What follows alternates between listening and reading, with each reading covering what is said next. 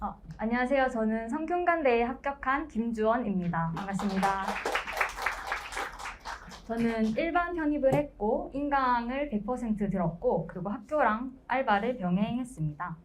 먼저 아름쌤 자랑을 조금 하고 제가 직접 겪었던 어려움을 실화를 예로 들어서 말을 해보도록 할게요. 일단 아름쌤 강의를 한 문장으로 요약하자면 N이 듣기 좋은 강의입니다. N은 여기서 MBTI N이고요. 먼저 스토리텔링 기승전결이 확실하고 또 체계적으로 나눠져 있고 구조화가 잘 되어 있다고 생각을 하는데요. 여기 이게 제가 직접 필기한 건데 다변수의 선면적분 파트거든요. 근데 여기가 되게 중요한 파트예요.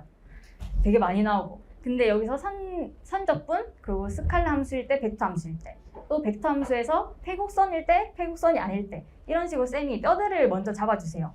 그걸 이제 필기를 해서 제가 공부를 따로 하면서 거기다 살을 붙이는 거거든요. 그래서 선면적분 파트가 이 종이 하나로 다 커버가 되는 거예요. 복습을 할 때.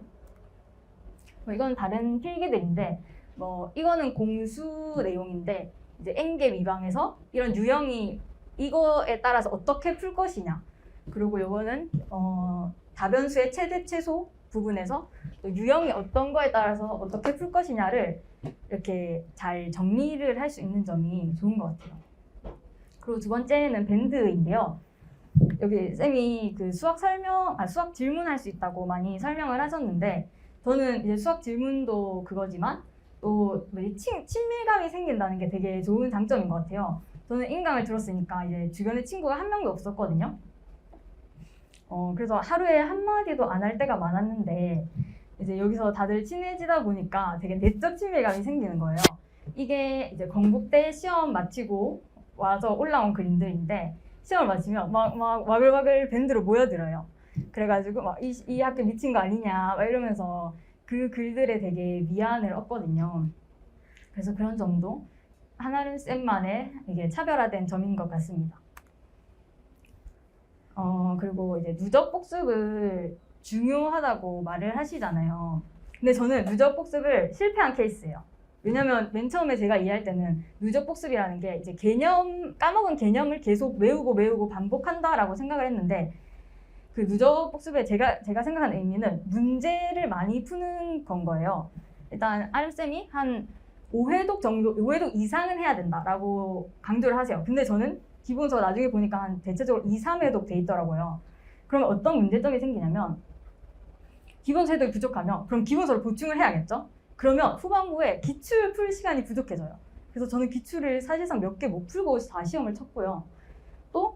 또 이제 계속 이제 인강 진도는 점점 어려운 쪽으로 흘러가잖아요. 그러면 이제 나중에는 어려운 부분을 맞추고 쉬운 문제를 다 틀려버리는 이상한 상황이 되거든요. 근데 이제 점수를 안정적으로 받기 위해서는 쉬운 문제를 많이 맞춰서 점수를 쌓는 게 중요하단 말이에요. 그 점수가 낮아지면 항상 불안해지고 또 막 지금까지 내가 뭘 한 건지 회의감이 들고 또 자신감도 많이 떨어져서 저는 시험 치러 다닐 때 정말 많이 울었어요. 매일매일 울어서 이 누적 복습을 되게 잘 해야 되는데 이제 결과적으로 말씀드리면 영어, 수학을 같이 보는 성균관대, 건국대, 당국대는 붙었고요. 수학만 보는 중앙대, 경희대, 이화여대는 예비를 받고 좀 뒤쪽 예비를 받고 떨어졌습니다. 그럼 누적 복습에 실패를 한 거죠. 그래서 제가 꼭 말씀드리고 싶은 거는 이제 진도를 나가면서 기본서 문제를 많이 풀어야 돼요. 그 많이 풀면서 이제 어떤 유형이 나와도 좀 빠르게 그리고 안정감이 있게 풀 수 있는 훈련을 하는 거거든요. 또 다른 말은 이제 영어를 끝까지 해야 된다는 건데요. 제가 이제 수학이 후반부에 무너진 상태에서 이런 위의 줄에 합격을 할 수 있었던 게 영어를 끝까지 했기 때문인 거라고 생각하거든요. 그래서 영어도 꼭 챙기셨으면 좋겠습니다. 두 번째로 제가 병행을 했다 했잖아요. 이제 병행을 하시는 분들이 생각보다 많아서 이제 12월 달에 어떤 일을 겪게 될지 미리 말씀을 드리려고 합니다. 일단 12월 6일부터 과제가 나오기 시작했어요. 시험 대체 과제 했죠. 그다음에 시험을 치고 과제를 냈어요. 근데 8일날 건국대, 당국대, 경희대 원서 접수였잖아요.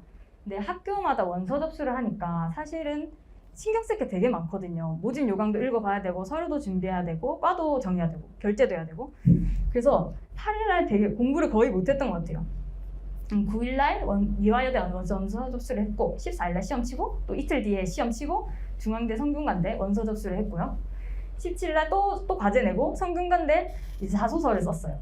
그 다음 날이 경희대 시험이었는데 시험 전날까지 저는 과제 내고 자소서 쓰고 이러고 있었던 거예요. 그러면 정말 이제 불안해지죠. 다른 사람들은 시험 전날에 완전 스포트를 내고 있을 텐데 나는 지금 여기 신경 뺏기고 뭐 하는 건가 하는 생각이 정말 많이 들거든요. 그 다음날 또 이 경희대 다음날 이화여대 시험을 치고 집에 와서 12시까지 보고서 5장 과제를 냈어요. 그 다음날 또 시험을 쳤고 또 다음날 중앙대 학업계에서를 냈습니다. 이렇게 되면 이제 병행을 하면 안 되는 건가 하는 생각이 드실 수도 있는데요. 근데 이게 미리 이런 걸 알고 있으면 대비를 할 수 있잖아요. 마음의 준비를. 그래서 제가 이제 추천하는 방법들을 말해보겠습니다. 일단은 병행을 하시는 분들은 무조건 방학이랑 시험 기간이 아닐 때 실력을 완전 키워놔야 돼요. 그 다음에 병행을 수업을 듣고 시험을 치더라도 항상 편의 공부를 자기 마음속에 1순위로 둬야 되고요.